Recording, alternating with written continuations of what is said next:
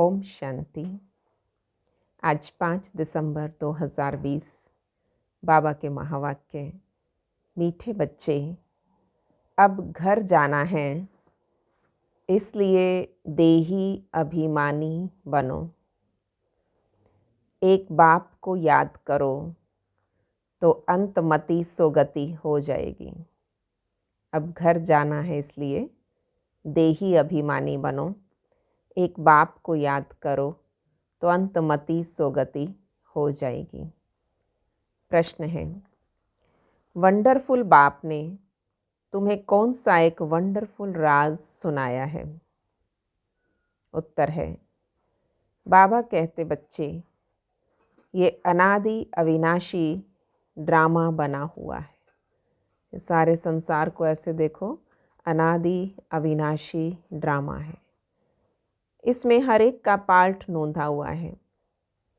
कुछ भी होता है, नथिंग न्यू। बाबा कहते बच्चे, इसमें मेरी कोई बड़ाई नहीं है। मैं भी ड्रामा के बंधन में बंधा हुआ हूँ, इसीलिए आ जाता हूँ, इसीलिए ज्ञान सुनाता हूँ। ये वंडरफुल राज सुनाकर बाप ने जैसे अपने पार्ट का महत्व कम कर दिया। गीत है, आखिर वो दिन आया आज। ओम शांति। मीठे मीठे रूहानी बच्चे ये गीत गा रहे हैं।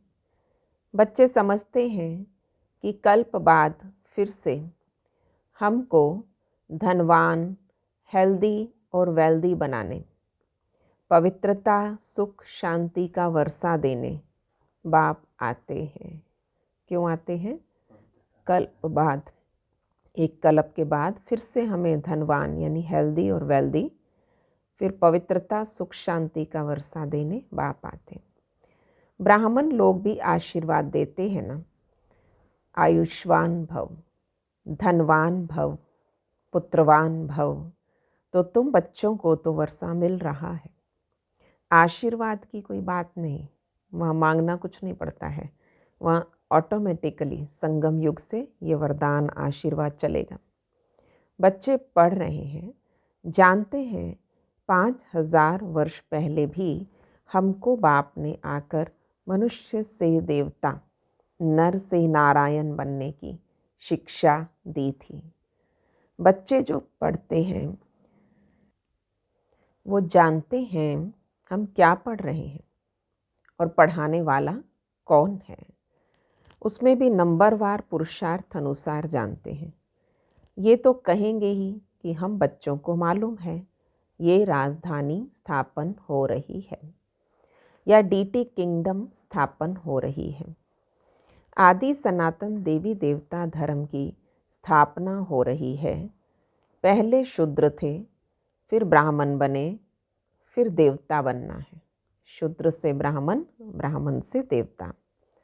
दुनिया में किसी को भी पता नहीं कि अभी हम शूद्र वर्ण के हैं। तुम बच्चे समझते हो ये तो सत्य बात है। बाप सत्य बताकर सचखंड की स्थापना कर रहे हैं। सतयुग में झूठ, पाप आदि कुछ भी नहीं होता। कलयुग में ही अजामिल पाप आत्माएं होती। यह समय बिल्कुल रौरव नर्क का है। दिन प्रतिदिन रौरव नर्क दिखाई पड़ेगा। मनुष्य ऐसा ऐसा कर्तव्य करते रहेंगे जो समझेंगे बिल्कुल ही तमोप्रधान दुनिया बनती जा रही है और इसमें भी काम महाशत्रु है। कोई मुश्किल ही पवित्र शुद्ध रह सकता है। आगे जंगम लोग कहते थे, जंगम देखे हुए ना, शनिवार के दिन आते थे, सिर के ऊपर उनके वो लगे होते थे मोर पंख से कुछ फ़कीर, और वो आकर गीत सुना सुना के सारी सुनाते हैं स्टोरी, कभी शनि की कहानी सुनाते हैं। जंगम, आगे जंगम लोग कहते ऐसा कलयुग आएगा जो 12-13 वर्ष की कुमारियाँ बच्चा पैदा करेंगी। तो अब वो समय है, अति दुराचार कलयुग का इस समय बताया। अपवित्रता इतनी बढ़ जाएगी कुमार कुमारियाँ आदि सब गंध करते रहते। जब बिल्कुल तमो प्रधान बन जाते तब बाप कहते मैं आता हूँ, मेरा भी ड्रामा में पार्ट है, मैं भी ड्रामा के बंधन में बंधा हुआ हूँ। तो तुम बच्चों के लिए कोई नई बात नहीं है कि भगवान आया। अब इतना अच्छी तरह समझ में आ गया क्योंकि हर कल्प आएंगे। बाप समझाते ही ऐसे हैं, चक्र लगाया नाटक पूरा होता। अब बाप को याद करो तो तुम सतो प्रधान बन सतो प्रधान दुनिया के मालिक बन जाएंगे। कितना साधारण रीति समझाते हैं। बाप कोई अपने पार्ट को इतना महत्व नहीं देते। बड़े प्यार से बाबा कहते मेरा तो पार्ट है ना। जैसे माँ बाप भी कह देते मेरी तो हमारी ड्यूटी है बेटा ये तो बाबा ने कहा बच्चे ये कोई नई बात नहीं है। हर 5000 वर्ष बाद मुझे आना पड़ता है। ड्रामा में मैं बंधायमान हूँ। आकर तुम बच्चों को बहुत सहज याद की यात्रा बताता हूँ। अंतमति सोगति वो इस समय के लिए ही कहा गया है। ये अंतकाल है ना। बाप युक्ति बताते हैं, माँ में कम याद करो तो सतो प्रधान बन जाएंगे। और बच्चे भी समझते हैं कि नई दुनिया के हम मालिक बनेंगे। तो बाबा घड़ी घड़ी कहते हैं, आज शब्द क्या बताया है, नई बात नहीं है, नथिंग न्यू। बाप घड़ी घड़ी कहते हैं नथिंग न्यू। एक जिन की कहानी सुनाते हैं। उसने कहा मुझे काम दो। जिन ने अपने मालिक से कहा मुझे काम दो, मुझे काम नहीं दोगे तो मैं खा जाऊंगा। तो कहा तुम सीढ़ी चढ़ो और उतरो। तो बाबा भी कहते हैं ये खेल भी तो उतरने चढ़ने का है, बिजी रहो। अब तुम बच्चे जिन की तरह बुद्धि से बार बार ये पूरा स्वदर्शन चक्र फिराते रहो। ये उतरने और चढ़ने का ही खेल है। पतित से पावन, पावन से पतित बनना है। ये कोई डिफ़िकल्ट बात नहीं है तो बहुत सहज। परंतु युद्ध कौन सी है, ये ना समझने के कारण शास्त्रों में लड़ाई की बातें लिख दी। वास्तव में माया रावण पर जीत पाना तो बहुत बड़ी लड़ाई है। बच्चे देखते हैं हम घड़ी घड़ी बाप को याद करते हैं, फिर याद टूट जाती है। माया दीवा बुझा देती है। इस पर गुल बकावली की भी कहानी है। बच्चे जीत पाते हैं, बहुत अच्छे चलते हैं, फिर माया आकर दीवा बुझा देती है। बच्चे भी कहते बाबा माया के तूफान तो बहुत आते हैं और तूफान भी अनेक प्रकार के बच्चों के पास आते हैं। और कभी कभी तो ऐसा तूफान जोर से आता है जो 8-10 वर्ष पुराने अच्छे अच्छे झाड़ गिर पड़ते हैं। झाड़ माना पूरा का पूरा परिवार ही, वो एक ही नहीं निकला, वो सारे के सारे आने छोड़ देते हैं। बच्चे जानते हैं, वर्णन भी करते हैं, अच्छे अच्छे माला के दाने थे, आज है नहीं। ये भी एक मिसाल है। बाबा कौन सा एग्जाम्पल देते हैं, गज को ग्राह ने खाया। तो ये 8-10 वर्ष तक ज्ञान में चलकर सेवाएं करके और कितनी छोटी छोटी बातों से बुद्धि विचलित हो गई, संशय में आए और चले गए। गज को ग्राह ने खाया। ये माया का तूफान है। माया को गज ग्राह भी कह दिया और तूफान। बाबा कहते हैं इन 5 विकारों से संभाल रखते रहो, याद में रहेंगे तो मजबूत हो जाएंगे। इसलिए ज्ञान के साथ साथ सेवाओं के साथ साथ योग का महत्व है। योग नहीं करते तो अंदर का फाउंडेशन मजबूत नहीं होता। तो बाबा ने कहा बच्चे देही अभिमानी बनो। ये शिक्षा बाप की एक ही बार मिलती, ऐसा कभी और कोई कहेंगे नहीं कि तुम आत्म अभिमानी बनो। और सतयुग में भी ऐसा नहीं कहेंगे। नाम रूप देश काल सब याद रहता ही है। इस समय तुमको समझाता हूँ, अब वापस घर जाना है। तुम पहले सतो प्रधान थे। फिर बाबा पूरी कहानी चक्र याद कराते हैं। तुम पहले सतो प्रधान थे, फिर सतो रजो तमो में तुमने पूरे 84 जन्म लिए। अब उनमें भी नंबर 1 ब्रह्मा की बात हो रही है। नंबर 1 ये है जो सतो से तमो में आए। औरों के 83 जन्म भी हो सकते हैं, इनके लिए तो कहेंगे पूरे 84 जन्म। ये पहले पहले श्री नारायण थे और इन्हीं के लिए कहते, गोया सबके लिए समझ जाते। एक की कहानी सुना देता हूँ तो तुम सबकी भी वही कहानी है। बहुत जन्मों के अंत में ज्ञान लेकर फिर नारायण बनते हैं। झाड़ में दिखाया, यहाँ श्री नारायण और पिछाड़ी में ब्रह्मा खड़ा है। 2 जगह दिखाया है। सबसे पहले नीचे तपस्या करते, फिर नारायण रूप, और उसके पश्चात सबसे ऊपर झाड़ के टॉप पे फिर ब्रह्मा खड़ा है। नीचे राजयोग सीख रहे हैं। प्रजापिता को कभी परम पिता नहीं कहेंगे। परम पिता एक को कहा जाता, प्रजापिता फिर इनको कहा जाता। ये देहधारी है, वो विदेही विचित्र है। लौकिक बाप को पिता कहेंगे, पर इनको प्रजापिता कहेंगे। वो परम पिता तो परम धाम में रहते। एक पिता, प्रजापिता और परम पिता।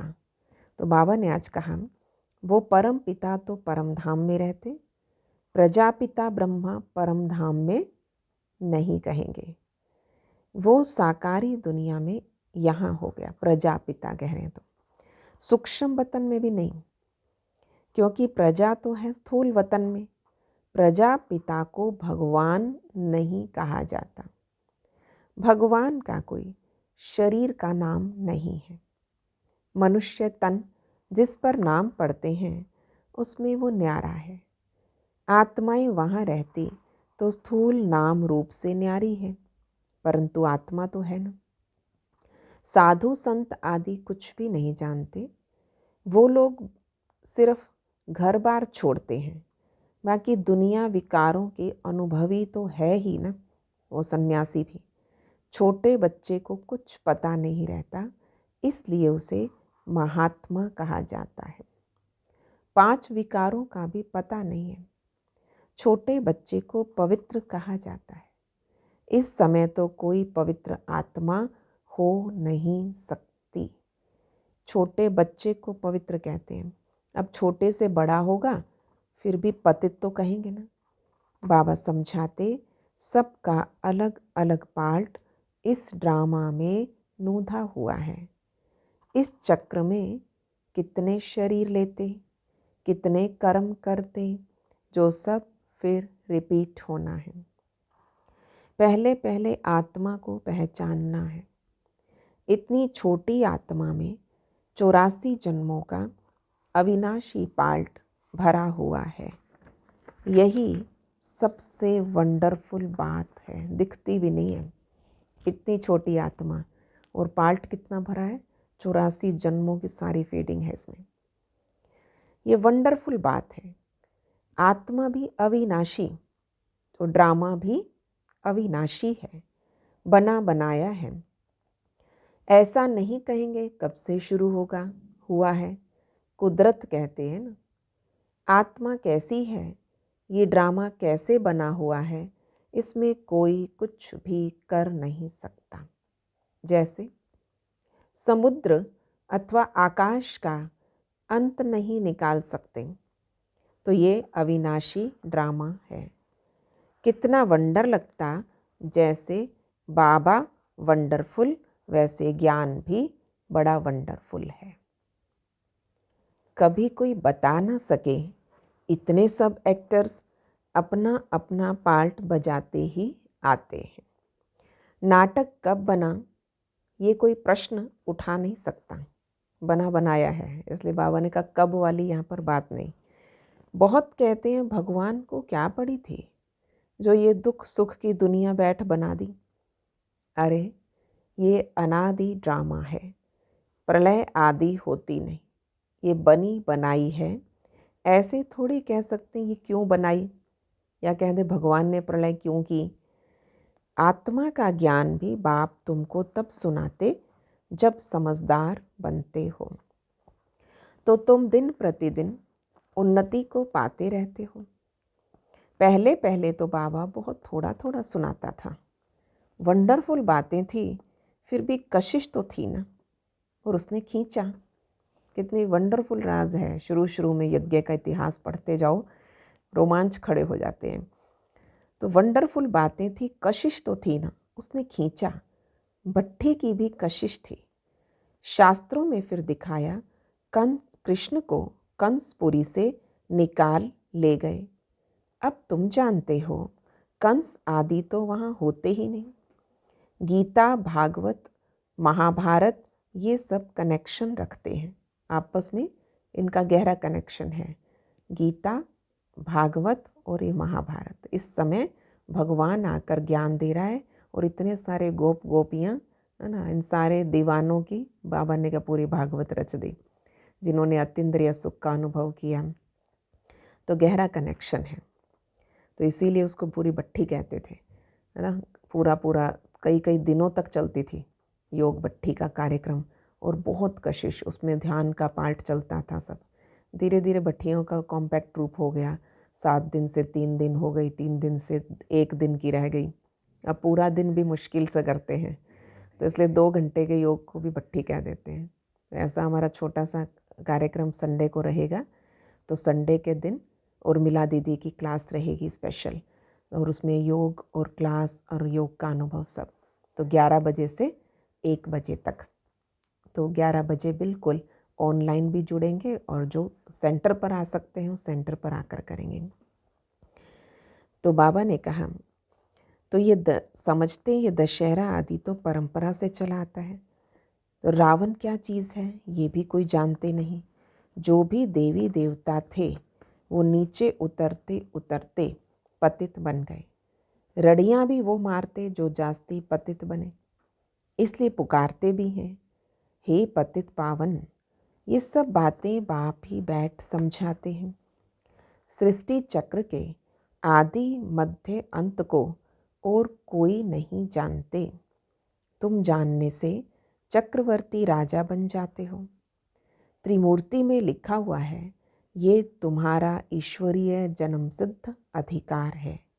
ब्रह्मा द्वारा स्थापना, शंकर द्वारा विनाश, विष्णु द्वारा पालना। विनाश भी जरूर होना है। नई दुनिया में बहुत थोड़े होते हैं, अभी तो अनेक धर्म हैं। समझते हैं एक आदि सनातन देवी देवता धर्म है नहीं, फिर जरूर वो एक धर्म चाहिए। महाभारत भी गीता से संबंध रखती है, तो ये चक्र फिरता रहता है ना। महाभारत होती तो भगवान ज्ञान कैसे देते। तो ये समय अति दुराचार का, द्रौपदी चीरहरण हुआ, ये हुआ, तो बाबा कहते वो समय चल रहा है। एक क्या, हर रोज़ इतनी द्रौपदियों के चीरहरण होते। ऐसे समय पे भगवान आते, ज्ञान सुनाते। तो महाभारत और गीता का कनेक्शन, ये चक्र फिरता रहता है, एक सेकंड भी बंद नहीं हो सकता। कोई नई बात नहीं है। बहुत बार राजाई ली, जिसका पेट भरा हुआ होता है वो बहुत गंभीर रहते हैं। अंदर में समझते हो हमने कितनी बार राजाई ली थी। कल की बात है, कल ही देवी देवता थे, फिर चक्र लगाए, आज हम पतित बने, फिर हम योग बल से विश्व की बादशाही लेते हैं। बाबा कहते, कल्प कल्प तुम ही बादशाही लेते हो, जरा भी फर्क नहीं पड़ सकता। राजाई में कोई कम कोई ऊंच बनेंगे, ये पुरुषार्थ से होता है। ऊंची पदवी कैसे मिलेगी, ये अभी के पुरुषार्थ से निश्चित हो जाता। तुम जानते हो पहले हम बंदर से भी बदतर थे, और अब बाबा मंदिर लायक बना रहे हैं। कितनी वंडरफुल बात है, बंदर से मंदिर लायक। जो अच्छे अच्छे बच्चे हैं उनकी आत्मा रियलाइज़ करती है कि बरोबर हम तो कोई काम के नहीं थे, अब बाबा वर्थ पाउंड बना रहे हैं। कल्प कल्प बाप हमें पैनी से पाउंड बनाते। कल्प पहले वाले ही इन बातों को अच्छी रीति समझेंगे। और तुम भी प्रदर्शनी आदि करते हो। अब नथिंग न्यू, ये कल्प कल्प की है, ये सेवाओं में हम हर कल्प लगे हैं, इसीलिए तो इस कल्प फिर आ गए। नथिंग न्यू, एक ही पाठ आज पक्का करा रहे हैं बाबा। इनके द्वारा तुम अमरपुरी की स्थापना कर रहे हो। भक्ति मार्ग में देवियों आदि के कितने मंदिर हैं। ये सब हैं पुजारी पने की सामग्री। पूज्य पने की सामग्री कुछ भी नहीं। बाबा कहते दिन प्रतिदिन तुमको गुह्य पॉइंट्स समझाते रहते हैं। आगे की ढेर पॉइंट्स तुम्हारे पास रखी है। ये अभी क्या करेंगे, ऐसे ही पड़ी रहती है। प्रेजेंट तो बाप दादा नई नई पॉइंट समझाते रहते हैं। आत्मा इतनी छोटी सी बिंदी और उसमें सारा पार्ट भरा हुआ है। ये पॉइंट कोई आगे वाली कॉपियों में थोड़ी होंगी। दिन पे दिन बाबा अच्छी अच्छी पॉइंट्स गहराई बताते गए। फिर पुरानी पॉइंट्स का तुम क्या करेंगे, पिछाड़ी की रिजल्ट ही काम आती है। बाबा कहते कल्प पहले भी तुमको ऐसे ही सुनाया था। नंबरवार पढ़ते रहते हैं, कोई सब्जेक्ट में नीचे ऊपर होते रहते। व्यापार में भी ग्रहचारी बैठती है। इसमें हार्ट फेल नहीं होना होता, फिर उठकर पुरुषार्थ किया जाता है। मनुष्य दिवाला निकालते तो धंधा आदि फिर से करके धनवान बन जाते। बहुतों का ऐसा होता है, एकदम पैसा ख़त्म, दिवाला निकल गया, आग लग गई और फिर दोबारा धंधा उठ गया, फिर धनवान बन जाते हैं। यहाँ भी कोई विकार में गिर पड़ते हैं, फिर बाबा कहते अच्छी रीति पुरुषार्थ कर ऊंच पद पाओ, फिर से चढ़ना शुरू करना चाहिए। बाबा कहते गिरे हो तो फिर चढ़ो। गिरे भी आप ही थे, चढ़ना भी आपको ही पड़ेगा। ऐसे बहुत हैं, गिरते हैं तो फिर चढ़ने की कोशिश करते हैं। बाबा मना थोड़ी करेंगे कि अब तुम्हें सत्युग में नहीं ले जाऊंगा। रहम दिल बाप है, ले ही जाएगा उनको भी। बाबा जानते हैं ऐसे भी बहुत आएंगे आगे चल के, कोई 5 साल 10 साल 20 साल बाद भी आ जाते हैं। फिर ऐसे बहुत आएंगे। बाबा कहते पुरुषार्थ करो, फिर भी कुछ ना कुछ मददगार तो बन ही जाएंगे ना। कोई बात नहीं, पदवी गिर गई है पर ये थोड़ी इसके सत्युग के गेट बंद हो गए। तो ड्रामा प्लान अनुसार ही कहेंगे। बाबा कहते अच्छा बच्चे, अब तृप्त हुए, बहुत गोते खाए, अब फिर से पुरुषार्थ करो। ये दोबारा तो दिल नहीं करेगा फिर गंदी दुनिया में, विकारी दुनिया में फिर गोते खाने का। खा लिए, हो गए तृप्त, तो बाबा कहते चलो अब पुरुषार्थ करो। बेहद का बाप तो ऐसा कहेगा ना। बाप के पास कितने आते हैं मिलने। कहता हूँ बेहद के बाप का कहना नहीं मानोगे, पवित्र नहीं बनोगे। बाबा आत्मा समझ आत्मा को कहते हैं तो तीर जरूर लगेगा। समझो, स्त्री को तीर लग जाता तो कहेंगे हम तो प्रतिज्ञा करते हैं। पुरुष को नहीं लगता, फिर आगे चल उसको भी चढ़ाने की कोशिश करेंगे। फिर ऐसे भी बहुत आते हैं जिसको स्त्री ज्ञान में ले आती है, तो कहते हैं स्त्री हमारा गुरु है। और वो ब्राह्मण लोग हथियाला बांधने समय कहते हैं, वो स्त्री को कहते हैं कि ये पति तुम्हारा गुरु ईश्वर है। और यहाँ ज्ञान में स्त्री ले आई तो पति कहता है ये स्त्री तो मेरी गुरु है। तो यहाँ बाबा कहते तुम्हारा एक ही बाप सब कुछ है, मेरा तो एक, दूसरा ना कोई। सब उसको याद करते हैं, उस एक से ही योग लगाना है। ये देह भी मेरी नहीं है। अच्छा, मीठे मीठे सिकिलधे बच्चों प्रति माता पिता बाप दादा का याद प्यार और गुड मॉर्निंग। रूहानी बाप की रूहानी बच्चों को नमस्ते। हम रूहानी बच्चों की रूहानी बाप दादा को नमस्ते जी, नमस्ते जी। गुड मॉर्निंग बाबा, शुक्रिया बाबा। धारणा की बात आज होमवर्क क्या दिया, पाठ कौन सा पक्का कराया? नथिंग न्यू का। फिर बीच बीच में बाबा ने कहा माया की ग्रहचारी आती, गिर पड़े। बाबा कहते नहीं, फिर पुरुषार्थ करो, उठो, खड़े हो जाओ।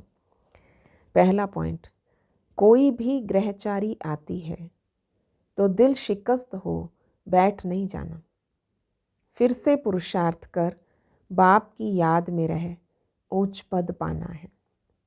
दूसरा, स्वयं की स्थिति याद से ऐसी मजबूत बनानी है जो कोई भी माया का तूफान वार न कर सके। विकारों से अपनी संभाल करते रहना है। आज का वरदान है, बाबा ने दृष्टांत रूप एग्जाम्पल बन जाओ, पर उसके लिए करना क्या है? त्रिकालदर्शी और साक्षी दृष्टा बन। त्रिकालदर्शी और साक्षी दृष्टा बन हर कर्म करते बंधन मुक्त स्थिति का अनुभव करने वाले दृष्टांत रूप भव। यदि त्रिकालदर्शी स्टेज पर स्थित हो, कर्म के आदि मध्य अंत को जानकर कर्म करते हो, तो कोई भी कर्म विकर्म नहीं हो सकता, सदा सुकर्म होगा। ऐसे ही साक्षी दृष्टा बन कर्म करने से कोई भी कर्म के बंधन में कर्म बंधनी आत्मा नहीं बनेंगे। कर्म का फल श्रेष्ठ होने के कारण कर्म संबंध में आएंगे, बंधन में नहीं। कर्म करते न्यारे और प्यारे रहेंगे तो अनेक आत्माओं के सामने दृष्टांत रूप यानी एग्जाम्पल बन जाएंगे कि कर्म करते कैसे निश्चिंत रहना है, हल्के रहना है। पर दो स्थितियां बताई, त्रिकालदर्शी होके करो, आदि मध्य अंत को अच्छा है ये सोच लो, और साक्षी होके ड्रामा का सीन देखो। स्लोगन है, जो मन से सदा संतुष्ट है वही डबल लाइट है। जो मन से सदा संतुष्ट है वही डबल लाइट है। ओम शांति।